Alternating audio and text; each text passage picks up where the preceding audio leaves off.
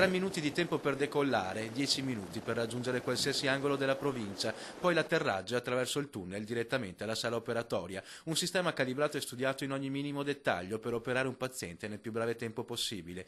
Tutto questo grazie alla nuova elisuperficie dell'ospedale di Conegliano, che dai prossimi giorni entrerà in funzione con i voli di prova. Questa presenza dell'elicottero che può atterrare sul tetto del nostro ospedale è una ulteriore garanzia per la salvezza della vita dei nostri cittadini. Un progetto che dà la possibilità di salvare una vita grazie alla tempestività dell'intervento. La base dell'elisoccorso sarà sempre a Treviso, ma ora nel puzzle dei luoghi dove sarà possibile ricorrere alle cure di una sala operatoria si aggiunge un ulteriore polo, il Santa Maria dei Battuti. Più voli e meno i voli costano e in ogni caso salvare una vita è un prezzo che in qualche modo si giustifica sempre. Una sanità d'eccellenza quella trevisana che conta 700 trasporti ogni anno in elicottero e 280 ore di volo e nelle prossime settimane arriveranno in provincia 13 giovani provenienti dall'Ucraina per degli interventi sanitari che nel loro paese non sono resi possibili. Il volo potrebbe atterrare a Treviso, le US trevigiane li cureranno e poi li riporteranno nel loro paese d'origine. Arriveranno in un unico, fra l'altro, aereo